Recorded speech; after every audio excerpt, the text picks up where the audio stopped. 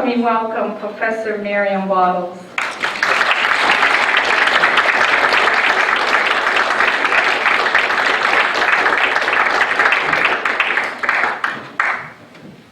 Hello everybody, it's great to be back on this stage. I think some of you might have come to talks before, and it's great to be back in Santa Barbara. I really am on a whirlwind tour here, and I'm not really back until September, but I just had to remind myself how wonderful Santa Barbara is. I love living in Tokyo, lots of people and connections there, but I did remind myself this visit, yes, I have to be back here. And it's great to be back in relation to this museum where so much is happening, and I really would like to thank Suzanne for all of her involvement with students at UCSB. I'd also, you stole a lot of what I was going to say. I was the one who brought this catalog here. This was a very fundamental project on KIYOCHIKA. I counted the years, 27 years ago. Susan's first project at the museum, and Henry Smith, who was the main collaborator, the professor who worked like crazy on it, is my professor from Columbia in New York. So I'm looking to see what he had to say, and as you might imagine, I've been going over what he did very, very carefully in preparation for this lecture, and I would say this is the best catalog on KIYOCHIKA in any language. A lot of Japanese have been working on him. He's a pretty amazing artist, as you'll see. But even though I don't agree with everything Henry Smith has to say, it's an amazing catalog. And I'm sure if you want it, you can find it on Amazon Used Books or somewhere else. And I'm very indebted to this catalog, and also definitely to the Waves collection. If that had not come in, then Henry Smith would not have worked on this project. But it was a wonderful marriage between somebody who already loved KIYOCHIKA and this tremendous collection. One thing that's great about this museum is the way treasures come in. And on Friday, there was a suitcase that I was going through. And there were really some treasures in that. It seemed like a 1930s or 1940s suitcase. So it's very exciting being here. So as Susan said, she used the word pivotal. KIYOCHIKA is a very pivotal artist, and actually more so than I originally thought before I started working on this project. He's most often called the last ukiyo-e artist. Ukiyo-e is the Japanese wood block print form. And yes, he did continue many of the strains of ukiyo-e, but I think he really, in lots of ways, reinvented the tradition of ukiyo-e. He left a tremendous legacy to how print culture was carried on, and that's some of what I'll be talking about. But it wasn't just what looks like ukiyo-e that he made an impact. It's also, what I'd really like to emphasize in this lecture, his thinking about faces and his variation of expressions that he explored. I think he left an impact on manga and Japanese popular culture as well. I don't think KIYOCHIKA was a virtuoso. I've been thinking about this. When I first looked at his prints, I was not all that impressed in some ways. And in his early work, he can, especially with the figures, he can be a little clumsy. It took him a while to get good at some things. But he had tremendous drive and curiosity. That is what really counts in an artist. He wasn't anybody to settle for any kind of formula. So today, as the title says, I'd like to attempt to link his mastery of light and darkness in his landscapes, which is what he's really, really known for, and I'm sure you'll fall in love with them if you haven't seen them before, with the light and darkness of his visual humor. Okay, I'd like to start with the beginning, and I'll let KIYOCHIKA tell the story. KIYOCHIKA, when he was about 60, did his own autobiography. It's kind of a graphic novel, graphic autobiography. And this is the beginning, and he says, he tells that he was born a samurai retainer to the shogunate, the rulers of Japan at the time, that were losing out. And the business of his family was a granary. And here you see, you can probably tell what this is. It's an old midwife bending over the tub. It's kind of a first ritual when a baby was born.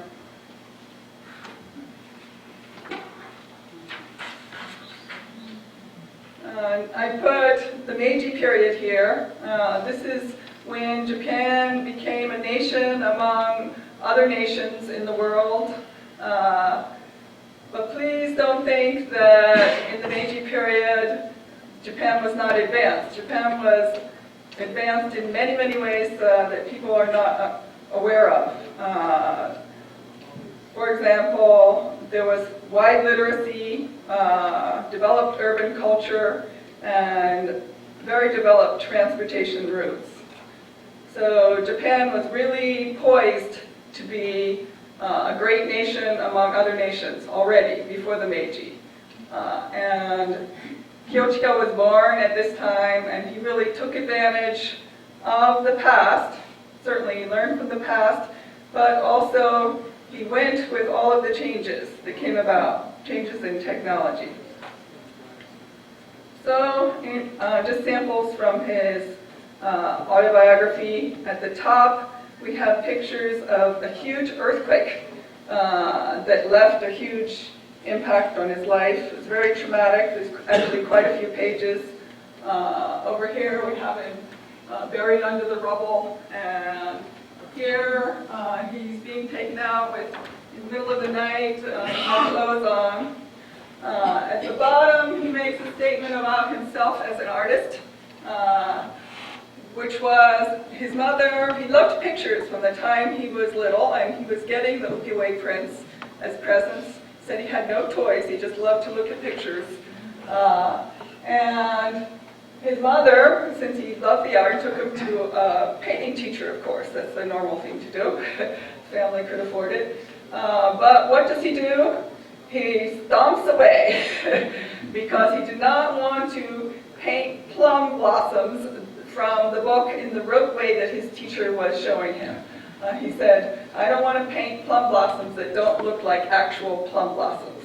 Okay? So in a way, he might have been creating a legend about himself. I'm not sure how true he marched away the first meeting, but he created the story about himself that he was an independent. Okay, in this top picture, his father is very ill, about to pass away. That's when KIYOCHIKA was only 15 years old. So after his father passed away, he took over at the granary, which was his father's business, along with being a samurai. In the bottom picture, this is the battle Toba that he went off to fight in 1868. He was a retainer of the rulers of Japan, and so it was his duty to go off and be the battle. And so you see all the figures hiding behind the buildings there, not wanting to be shot at. After this, he went back home, and in the picture on the top, he's burning all of his pictures, some of which he had done, some of which he had collected. It's not really clear. And he's making the decision here to live by his sword. And this is not the artist, right?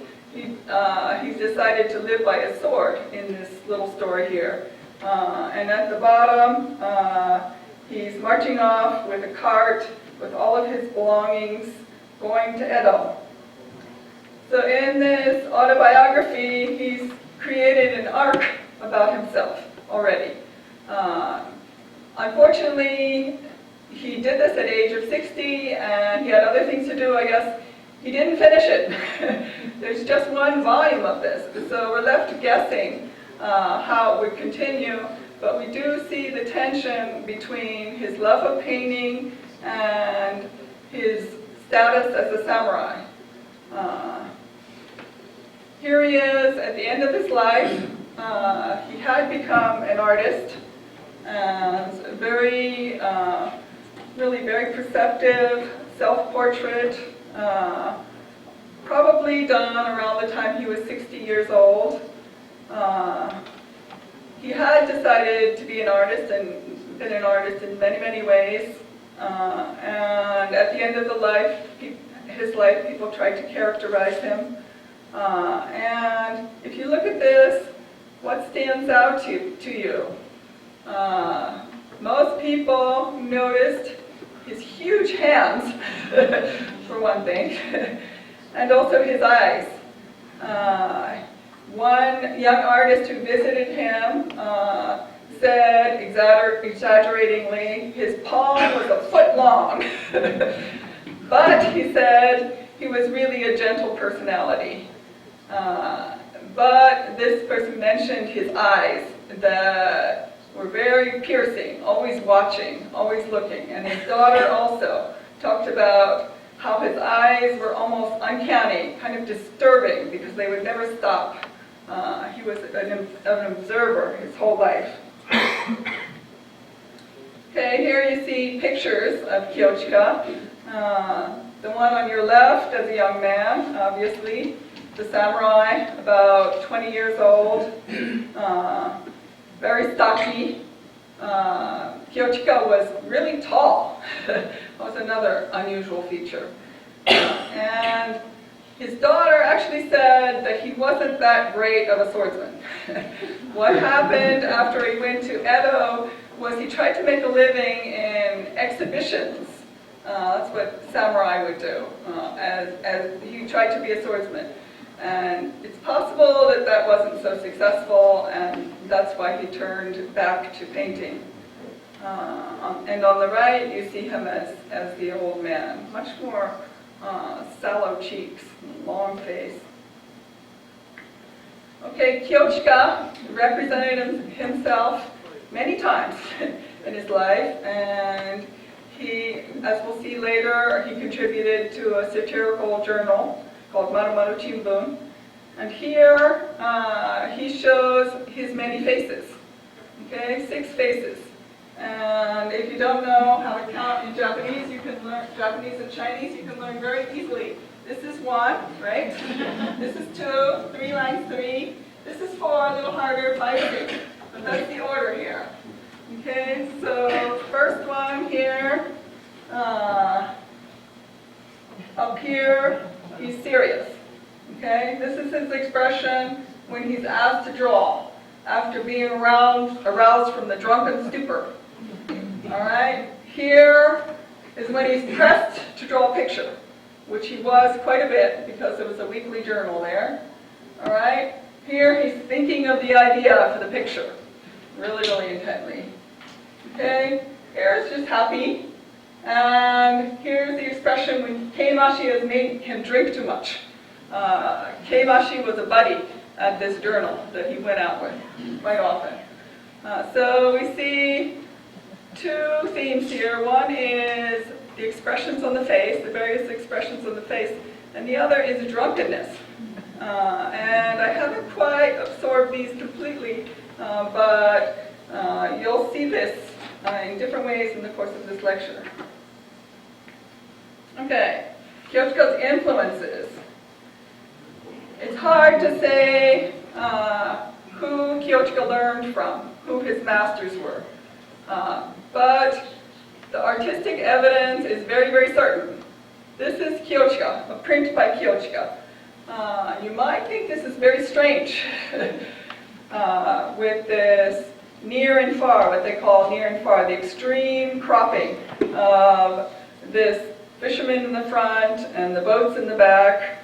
But if you know ukiyo-e, you can see that he's doing his own version of a print by Hiroshige, also very, very strange, very experimental. This was a print series that KIYOCHIKA did at the end of his life and really exaggerates this near and far incredibly.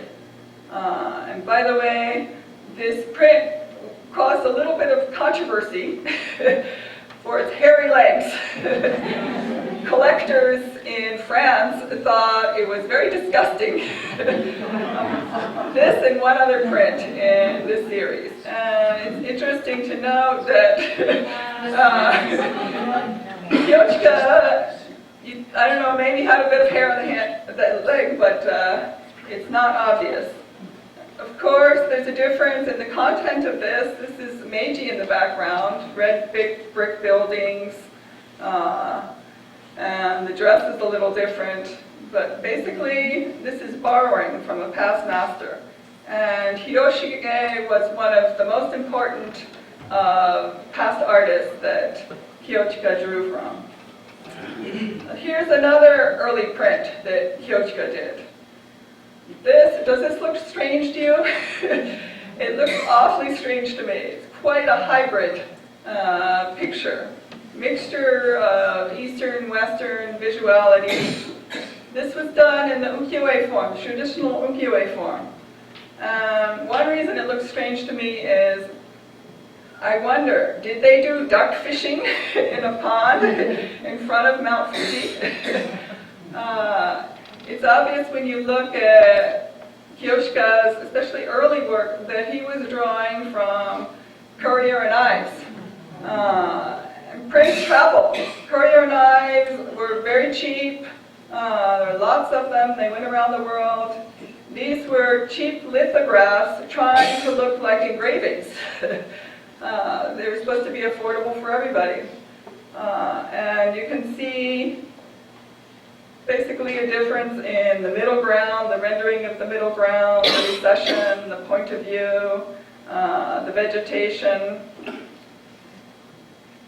But just to remind you, if you don't know, it's not as if this was totally new with KIYOCHIKA. Already in Japan, people had been experimenting with the deep recession into the background, sense of perspective. He wasn't the first experimenter. This is from 1796, when artists first started experimenting. This artist made his own type of oil and did this picture on paper. And if you look really carefully, you can see Mount Fuji in the background. The other master that some people say that KIYOCHIKA studied under was Kawanabe Kyosai. He was a pretty wild and crazy guy. He even used sometimes the word for crazy in his name. The kyo could be spelled as crazy. But as you might sense when you look at this, he was also an experimenter, mixing East and West. He learned from Western artists around him as well as the ukiyo-e master. And one architect in Japan, Condor, actually became his pupil. So there was a milieu of people experimenting between East and West, between the cultures. This picture is of a guardian deity, Fudomyo. And what's happening here is he's becoming enlightened. That was the key, one of the key words of the era, become enlightened in the Western way. So here he's reading a book, and around him, using his fire, his attendants are cooking. They're cooking up a feast. And just so you see, this is the usual Fudomyo, usually sitting there, very static. But there, he's reading the book. This picture, I think, has a lot to it. It reminds me of the raw and the cooked of anthropology. Really playful. Okay, another master that KIYOCHIKA is linked to is Charles Bergman. Okay, this is somebody who went to Japan in 1861 to be the visual reporter for London Illustrated News. Okay, in those days, of course, they didn't have any TV, and they wanted images of the rest of the world, and so there were journals that would supply that, and reporters that would go and report that way. So this is his rendering of an attack on Townsend when Japanese, who didn't want to necessarily modernize or westernize, attacked them here. So that's one thing he did. Here's an oil painting, self-portrait that Bergman did of himself, painting a landscape on the beach with a couple of Japanese behind him. At the same time, Bergman did comical pictures as well, right? And people who really know Western art know that people about 100 years ago or more, when they were good at the realistic stuff, they were also good at the comical, right? And he was that type. So he actually started a version of Punch. Punch was the main British humor magazine around the world. So Bergman started that, and 10 years later, Kyosai, who we just saw, started his own version, Nipponch, right? And because of time, I won't really go into it, but here's a page from that. There was a lot of thinking about the possibilities of visual communication, and humor was very much a part of it.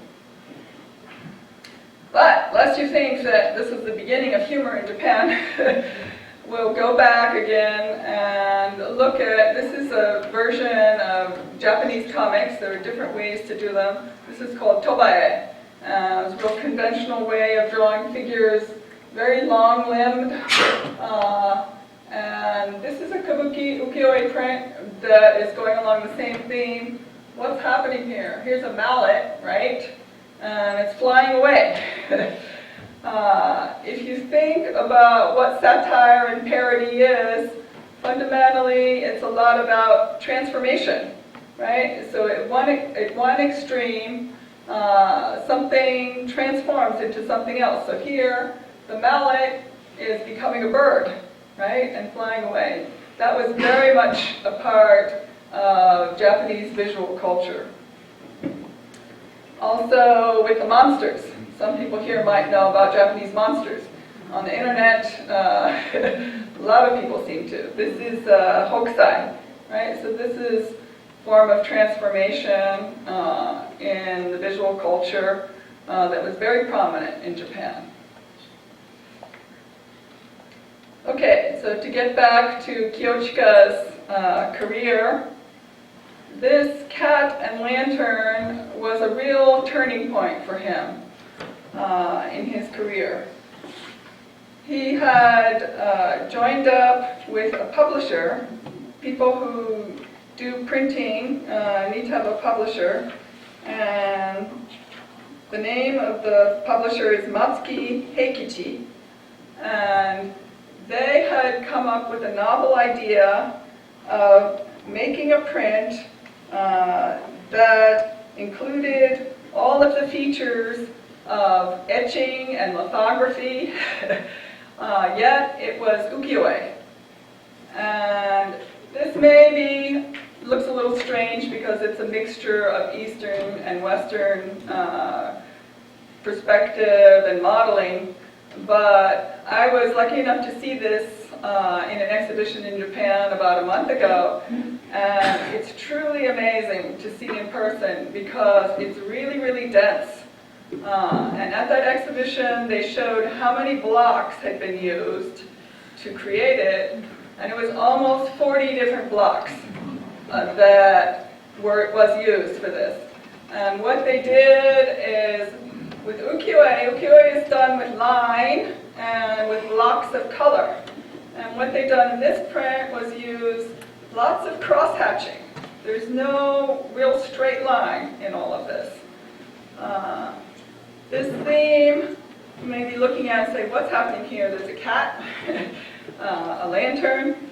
There's also a little mouse inside the lantern, right? And if you think about it, you know that these are sweet. You can figure out that this cat was smart enough to trap this rat, get him in there. He's trying to pull them out with this device, and the rat is trying to escape.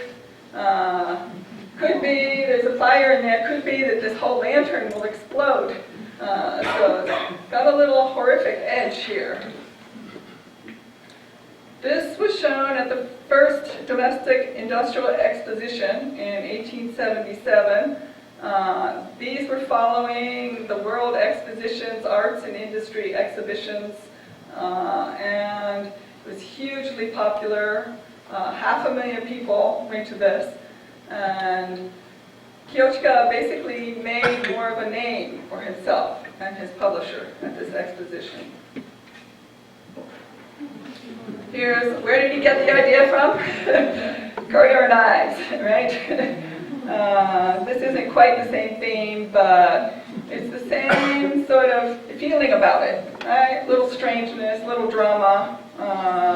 Here, the kitty cats are frightened by the little mouse, right? Okay, now I'll go into Kosenga, which is what KIYOCHIKA is most famous for. Kosenga was something that KIYOCHIKA had started to do from a little bit before the time of this cat and lantern picture. He teamed up with the publisher, and they wanted to do something novel, and here it is. And frankly, when I saw this in the gallery up there, I was pretty shocked. To me, I teach ukiyo-e, and to me this is not ukiyo-e. And I like anything that really shocks me like that, so it's been in the back of my mind, and this last going into KIYOCHIKA really helps me see what was going on here. Actually, a student of mine wrote about this print, and I went back and looked at it and I said, oh, why did he choose that? But now I can explain this as impressionism of ukiyo-e. Kosenga directly translates as light line picture, right? And here you've got the lines of the rain going through this shrine, completely white, right? That's something that you'd never find in ukiyo-e. This is a lonely shrine where a child had been kidnapped, so there's a little bit of an atmosphere here. The rickshaw driver is there trying to get out of the rain, and the woman is hiding under her umbrella here. Very constant feature of KIYOCHIKA.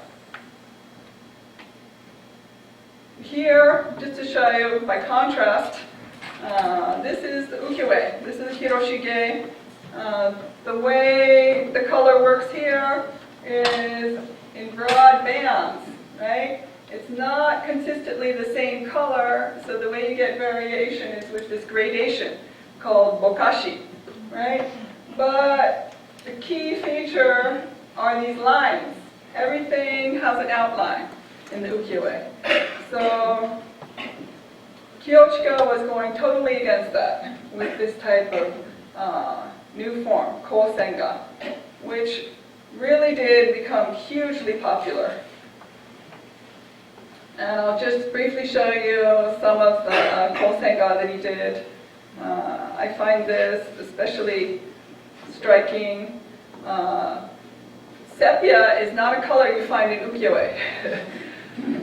Usually they're bold colors, but here he's using this very effectively for late afternoon walk, not enough sun to create shadow, people standing by the river. Very different than this by Hiroshige. How did he come up with this type of picture? Early critics accounted for it by saying, oh, he's taking watercolor to ukiyo-e. And KIYOCHIKA sketched with watercolor and pencil. You see the pencil one on the right, a little bit more, less finished.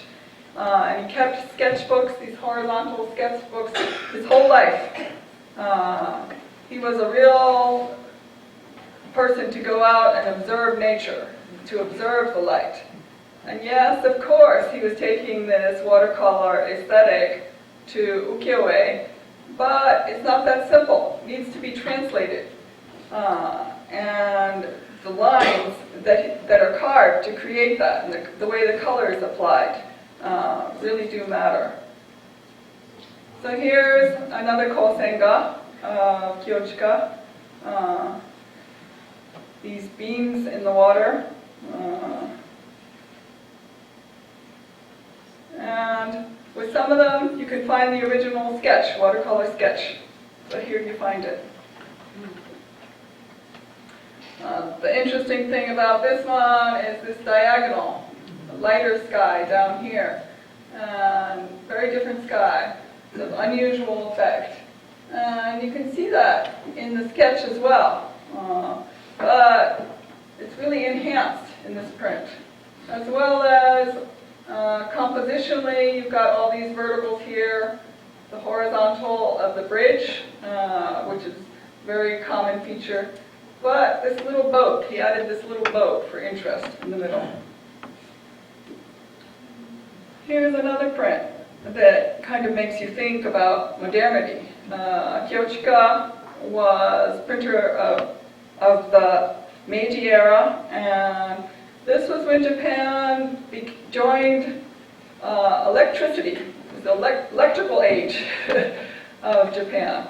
Telephones became common, especially in Tokyo, and in many of his prints there's a mixture of this the horizontals and verticals of the wires along with the streets. In this one, you've got modern Western type building, and I looked it up for this lecture. Rickshaw were modern transportation for people who had the money. These are the types of prints that people deservedly still love very, very much.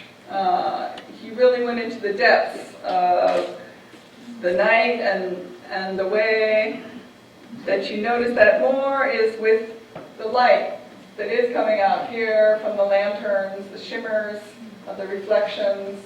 Very often it's a rainy night. This is rain on a hill. And this is a lighthouse for the bay, which is out there, right? The hill goes downward. And you might remember, if you're clever, that was in the sketchbook that we saw originally, from his sketch, but really enhanced when he makes it into a print. This print of Shimbashi Station is the one that has always stayed in my mind as being representative of KIYOCHIKA. This is the station, people with their umbrellas, the shimmers of the light, and just to show you that a different printing with different colors makes a huge difference. Here's a darker printing of it, darker night. In this one, probably the experience this, lightning is coming through the clouds. This man looks like a man here is running that way. All the vectors lead this way, including the bridge. And you think there's no modern definition of light, or signs of modernity, but here is the telephone pole amongst all of that. Here's a quieter scene, and the light here, little dots are lightning bugs, right? Now, unfortunately, disappeared from Tokyo because of the pollution. But within here is a scene of, I can imagine someone playing the shamisen music. This is by a temple. All of a sudden, a fire. This series of fire was a dramatic end to KIYOCHIKA's time doing Kosenga. This fire was end of January 1881, and it was the largest fire of the Meiji Period. More than 10,000 houses got destroyed. It lasted over 16 hours. And KIYOCHIKA, fascinated by light, did portrayals of it. And this sold. People liked this. He did several of them, with the people running to sea, and here coming up. There's a legend that developed about this fire, especially since it was the end of the period that he was doing this Kosenga. And the legend goes that KIYOCHIKA was so fascinated by the fire that he took his sketchbook and his watercolors and stayed up all night sketching the fire. And when he went home, there was no home. It had burned down, and his wife had left him and gone ahead, and there was a divorce after that was certain. And the legend was that it was his sketching all night that caused this. Henry Smith actually debates whether that was true or not, and probably there were strains in the marriage anyway, but it ends the first artistic phase of KIYOCHIKA. Okay, now we'll go on to faces. This print is something you can see upstairs in the second floor in the Japanese gallery now, and I'm going to remind you again, but you should really go up there and take a look, okay? As well as exploring the weather and atmosphere and color, KIYOCHIKA explored expressions on the face. And this was a start to it, 1883, 100 Faces. This was a hugely popular series. Does he look familiar with that mole up there? It's KIYOCHIKA himself. In this picture of 4 people, everyone's intent on doing something, right? It may take a little time to look at these and empathize with them, but since I'm getting a little old, I can relate to not being able to thread the needle. Here's some more. This seems to be dealing with hair, and hair was something that changed in the Meiji period. You know, trying to figure out if her hairdo was right or not, and shaving the beard properly, and trying not to get annoyed at the person who's pushing the face up. Here are 2 children laughing and crying, so it's all ages that he depicted. He also depicted a series of 1 person and 6 faces. This one, the man on top is serious. In this series, this person is always the one who's laughing. This man here is getting a little upset, and there, he's really upset. Okay? Here, he's telling a joke. I guess in that one, he's angry as well. These really tell the story of a personality, right? So I won't go into this too much. And faces definitely are cultural, right? The types of faces we make. So we maybe can't relate to this too much, but I would characterize this young lady as snooty, starting from the top, with all of her different reactions to things. This way of expressing various facial smiles and frowns and everything in between was really pretty new in Japan. The usual portrait, as in the West, was basically straight face. You get the intensity of the personality through other really subtle signals. right? So this is one of the most famous portrait painters of the 19th century, Kazan, painting samurai here. But also in the past, Kiyochika had something to draw from. This is from Hokusai Manga, right? Various types of faces. Really, these are the shapes of faces, right? Different sort of shapes of faces more than expressions. One close thing in terms of depictions of faces from the past. This is also from Hokusai Manga. These are games, party games, that people could do, and I've seen others of these, and I think they actually did. And looking at all these, I really don't recommend this one. Putting the hashi in your nose, it looks like it'd be very, very uncomfortable. But you might try the others, especially like blowing out the candle.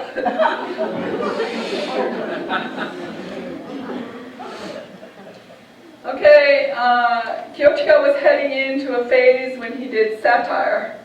Okay, so just to talk about the presence of satire in Japan and what it is, I'm showing you this early illustration. You could call this the first political cartoon in Japan. This was the first one that was published in a newspaper, and newspapers were also something new in Meiji Japan. And what is satire? It's basically a likening. Something is as if it's something else, or a visual metaphor, right? So this was done in 1891, and this, as you might guess if you think about it, it's as if it's from Gulliver's Travels, right? But this is China, right? Here are stacks of books, so it's all the learning of China that he's not paying attention to because he's doing what? Smoking opium, right? Here, the French battalions trying to attack. He seems very unperturbed. And up above are the Western powers, looking it over, thinking about gaining China as their territory. Okay, I showed you that there were comic renderings in Japan previously, but there were no overt cartoons like this that were political. They couldn't be published. People might do them, but they were privately circulated. So this was really a new thing in Japan. Just to talk about what a satire is a little more, this is from the British Punch, right? Likening, again, similar. Likening, this is China, and here, this is the Japanese bee butterfly, which is attacking China. And this is referring to the Sino-Japanese War. Okay. As in this one, there's lots of text on top, very humorous, hard to translate. There were ditties that went along with these things in Punch magazine. Kiyochika wanted to get in on this. He was bored of the Sangha, so he started working for different magazines and periodicals, and meanwhile put out his own publication. These were single prints, and called it Kyoto Punch. This one is fairly easy to get. With the coming of the Westerners, it was considered lewd to lay around half naked, and so police were arresting people who weren't clothed enough. And so these are skeletons in a cemetery, well-known cemetery near the pleasure quarters, and this is her undergarment, so she was only dressed in her undergarment, and here's a policeman scolding her for being that way. This one is basically slapstick humor. You can see what's happening very easily. This young lady had just returned from a night out, having fun, and she slips into the mud, and he's really shocked by it all. Notice this zigzag line. this became a regular feature of Kiyochika. Kiyochika also did a series of drunks. And here's one where the drunk is just really overimposing, really huge, not knowing how to keep his clothes on him, and really disgusting. The lady who's in front, who's showing her disgust with her tongue outward.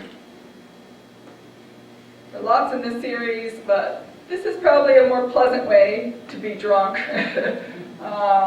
This guy here is making a total fool of himself, and they have various degrees of interest in what he's doing. Only she seems to be amused by his antics. So from 1882, Kiyochika became the top artist of Marumaru Shimbun, which was the humor weekly of the time. It was very political. It was part of a people's rights movement, so they did satires of the corruption and the government and the oligarchy. This magazine went for 30 whole years, actually. It's incredible, and very soon reached a circulation of 150,000. They had reading rooms for people who didn't have it themselves. It's very wide-reaching. So just to show you a few from what he did from there. In 1885, they decided to do the new technology of lithography, right? So you could have the softness of the texture. And this is a very well-known picture. I think probably a lot of people can relate to it, right? Basically, this is a bureaucrat who's just way too busy. His minions here are turning the wheels. These are his eyes. There's an expression in Japan, I'm so busy my eyes are whirling, right? So that's what he's showing here. Just to translate some of the text, this is what the text on this says. Water wheels on the river Yodo, turn, turn, goes the song of the Kakube lion dancers. It's a fine machine, and in this heat there's plenty of sweat to keep it oiled. So I've got to turn, turn. Is something wrong with my eyes? Round and round it goes, the wheels turning clatter, clatter. If only my investments would bring in returns as fast as my eyes are turning. Okay, here's another one. And this is very layered and sophisticated, as you can see. There's French on the top, English below. It's a pun on Kaido, which means advancement, progress, and Kaido, which is the frog. Okay? So Henry Smith, who's very clever, I'm sure thought about it, and he translated what's going on here as progress.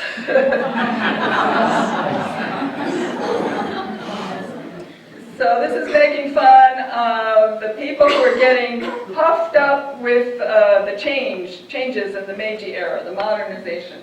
This is the big wig government guy up above the fray, not even really bothering to talk to everybody else, but trying to impose all of the changes of the new government from above. He's a new kabuki actor trying to be a samurai. She's playing the piano and saying, well, the piano's okay, but I wish Japanese voices were a little better. She's looking at her new hairdo. So they're all commenting on their changes. And the myth that this is coming from, maybe some of you know, is that a frog was trying to be an ox and puffed himself up really huge, and what happened? He burst. So saying don't get too puffed up with this kind of thing. In color, lithography, this must have been really amazing to people at the time. It was a time when people had the leisure to go through and get all of these jokes, which we don't quite have today. Okay, now we'll go into the war satires. And just to review, these are wars that weren't so important in the U.S. The two important wars that Japan was involved with in that arena, Sino-Japanese and Russo-Japanese. They're a decade apart. Basically, what the result of the Sino-Japanese War was Taiwan became under the control of Japan afterwards. With the Russo-Japanese War, Korea was then, it didn't happen right away, but Korea was a part of the Japanese Empire. Okay, and Kiyochika, maybe as an ex-samurai, was very pro-war. And these prints sold very, very well, as you might imagine. So in the next phase of his career, he did two types of war prints, light and serious. And these were not anything that the government was supporting. You can call them propaganda because they're pro-Japan and really racist against the enemy. So first we'll start with how he made light of war. This print is upstairs in the Japanese gallery. They pulled it out for me. Called the Ruthless Crusher. Okay? If you think about it, what is behind racist, propagandistic types of renderings of war? It's us against them, right? And we are the great ones, we're the big ones. They are the little ones, the weak ones. And these pictures in many, many types of ways try to pound that into people visually. So here, there's a hand crushing the territory that Japan wants to occupy. This was a series, 100 victories, 100 laughs, that KIYOCHIKA put out for both of the wars, Sino-Japanese and Russo-Japanese. And they were very popular, and I just like to look at the various ways that he communicated this war spirit. So here, just to get you a sense, especially since you're probably going to be going upstairs and looking at it. Here's a translation of what it says. Big long list of places. So I won't read it all, but they say Russia is big and its people tall, but when push comes to shove, Japan is one of the most powerful nations in all the world. We've got the upper hand with Russia, and to us the Slavic race doesn't amount to dirt under a fingernail. It's like spreading open a massive hand and reaching down to pick them all up in one crushing handful. And then a long, long list of places, ending with Port Arthur. Here, there, and everywhere, seizing and crushing one another, moving finally on to Vladivostok, Harbin, Moscow, and then at last St. Petersburg. What fun it is, going on one after the other like this. Okay? Ranting. Cheering ourselves on. So here's another one. This is interesting because Japan is little in this one, right? But little and smart, little and powerful. This is a sumo wrestling match, right? And Japan's the little wrestler who's winning over Russia, which sometimes does happen in sumo. And behind there is the umpire, right? Western, but with the dress of the umpire, watching, seeing what's happening. I think we recognize these eyes here, right? This is something he did before. So China's eyes are spinning, right? I'm going back and forth between Sino-Japanese depictions and Russo-Japanese depictions. Here's an extreme version of the shaky line, right? China is frightened, which he used for Russia as well, right? Here's China being scared just of the toys of Japan. And Russia tumbling over backwards. Here's the nightmare of China, right? When the very organized Japanese are attacking here with their disorganized army here. And note the Christians, right, who are a problem. This is the nightmare of Russia.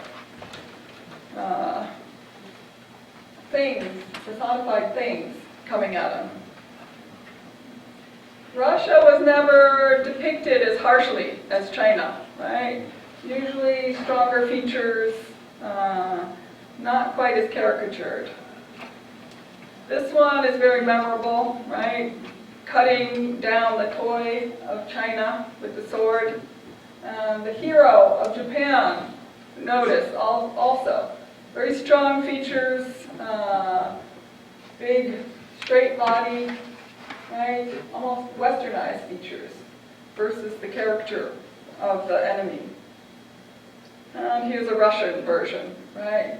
Cutting apart the Russian lips with the boats. These are boats. Just a couple more. This is something that we see in a lot of comics and manga, right? Wham, bow, pow. Boxing match between little Japan and big Russia. This one, I think, is very cute because of the faces on these ships. This is after the big loss, the Russian ships, and they're comforting each other. Here's the babushka, this one. They're limping home. And again, he shows his facility with faces, right? These are Russians, very upset, reading the news about the loss. Okay, in a very different vein, he did heroes. Here, this is the strong Japanese hero. Again, almost, some Japanese do have faces like this, but on the scale of things, very Western looking with the tall nose, bushy mustache. There's a story of this hero who had a kind heart, right? The enemy is killed and limp below, but he saved the baby, the Chinese baby. So it's the myth of this is good for China.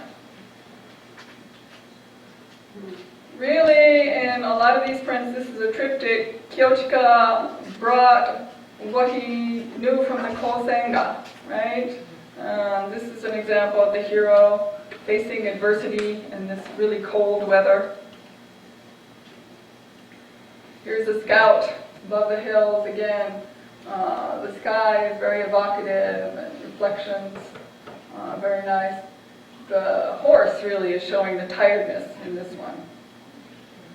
This one is really pretty amazing to look at because you don't see the skirmish, you don't see the chaos of the battle here. It's reflected in the water here. And the trees here are reflected on this bank. There's a huge fire of this palace in the background. And I was looking at this carefully. Where is the hero? Here. Framed in the shadow, very clearly. And here. So there is a hero there. In Kyochika's last years, he did paintings. The prints were no longer selling after the wars were over, after the Russo-Japanese War. And he was a good painter, so he brought his humor to paintings. And I'll just show you a few of them, since time is passing. This is one that's at the museum. It's not up right now, but if you keep looking, you'll find it. This is the the tale of the Thumb Cut Sparrow. Maybe some of you have heard this. It's basically a couple that the husband takes in a tongue-cut sparrow and nurtures him, and then the sparrow wants to reward him, and the husband goes and takes the little box for the award. And then the wife gets greedy and she goes back and she wants the huge box. And there are devils in that box. So who is the devil? The fun of this is the devil is the foreigner, right? And the enjoyment of the picture is her gestures of surprise. Note little devil in there waiting to come out. This is a really fun one. This is the Japanese Pygmalion, right? This sculptor sculpted so incredibly, magically well that his creations would come alive. And I think that's a wonderful stretch that maybe a lot of you need right now. Okay, this painting is up right now, up in the second floor. This is a recent purchase that I want to spend a little time on to give you some background. And really, in a lot of ways, this brings together KIYOCHIKA's humor and also his interest in the drunken state. What's going on here? There are three people dressed in very old-fashioned dress, actually of early era. There's a little bottle here that's being heated. The leaves, autumn leaves, are floating around, and they have three very different expressions on their face. This is very, very layered. It shows how complex the Japanese art can be in the meanings. The basic reference is from the Tales of Heike. It's a story about Takakura-in in the 12th century. He was somebody who loved the autumn foliage, and he treasured his trees very, very much, and his courtiers went out and raked up all the leaves and started to warm up their sake with the leaves. And people thought that the emperor was going to be really upset that these courtiers had done it, but actually, when he saw them, he laughed, and he said, "Wow, I didn't know how erudite my courtiers are." Because there's a line from a Chinese poet, very revered Chinese poet, Bai Jui, burning autumn leaves to warm the sake in the woods. And this referred to it. So this painting is a reference to that, and on the right here you see another picture of that, but much more genteel, right? There's another layer to this, which is the three types of drunkenness. In Japan, they talk about different types. People get drunk in different ways. Laughing, crying, and anger. Right? So here are the two guys. Right? Anger, pulling at his clothes, laughing hilariously. You rarely see teeth as much as in that mouth there. And crying. Right? But notice the incredible detail within the robes, referring to past times. The detail of these leaves. Again, the huge, really brash brushstroke, fluent but brash brushstroke, caricature-like of the figures. It's really an incredible painting. Just as I urge my students to go see the painting, I urge you to see this painting after this lecture, or if you can't, you're busy, you got to rush off like some people already are. I hear it's free Thursday night here from 5. They're open until 8 on Thursday night. So if you can't afford to come another time, definitely. Oh yes, and one very interesting feature of this painting is the shaky hand, right, of the one who's laughing, right? So upstairs, along with the Manga exhibition, which is new print, you can find this painting. And this is KIYOCHIKA. Talk about his legacy. You can see it in Manga. This is the Manga print. This very diffuse, soft light here, reflections, attention to the recession, the perspective. So this was very much part of his legacy. But I also think that his legacy is evident in Faces of Manga. This is an unknown book, very unknown, 1929, by a manga artist who was hugely popular at the time. He went around the world to try to find if there were guides to how to draw manga, and he didn't find any, so he did one himself, and he claims it's the first ever done in the world. And I haven't found anyone earlier. But here he shows the importance of faces, right? It's not just laugh or frown, it's all the expressions in between. And in this book, he advises observing, like KIYOCHIKA does, the way he did with the sketchbook. And he also recommends looking at the masters of the past. And so one of the main artists that he said to look at was KIYOCHIKA, right? So he really did leave a legacy with this.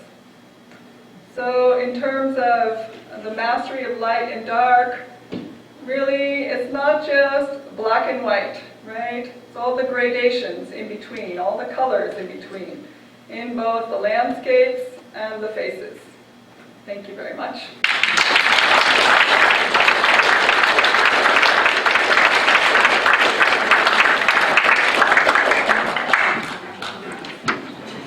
We have time for a few questions.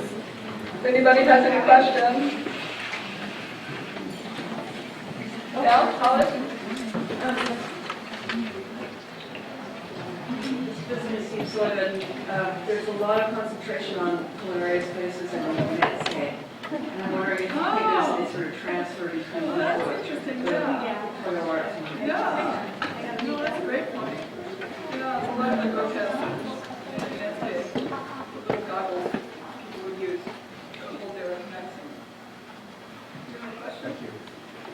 Were all of these done the way some of the other Japanese prints were, an artist would design them, and someone else would cut them, and someone else would print them? Yeah, very good question. Yeah, and the publisher had a really key role. Yes, all of these prints were. In the exhibition upstairs, the Shinhanga movement was also done that way, but another movement started in which called the creative print movement. And with that one artist would do all of the different tasks. More like the Americans would make. Right. They decided to try it out that way. But for KIYOCHIKA, it was what they called ukiyo-e quartet still. But people assume that he must have really, really hovered over the people who were creating those effects with the light. Because, they are very, very unusual. Any other questions? No? Well, I was wondering if the white lines of rain were made in the traditional woodblock method, where those lines would be cut below the surface rather than have some opaque white on it. Yeah, they must have been. In all 40 blocks, too. So. Right. Yeah, good point. Had to keep on carving those same lines there. I might add that there was a small room of Shinhanga prints, the early 20th century new prints Miriam mentioned, on view. That collection also came from Dr. and Mrs. Wei back in the 80s and 90s. So we're so indebted, Jenna. Thank you. Your family has, really contributed greatly, and that has turned a different direction for our Japanese art collection. And that's the new exhibition. I think we're able to see these things in new eyes. The hybridity used to look just too odd, but now with 3D animation and all kinds of visual things changing, I think people can appreciate it more. Any other questions? Thank you so much. Again.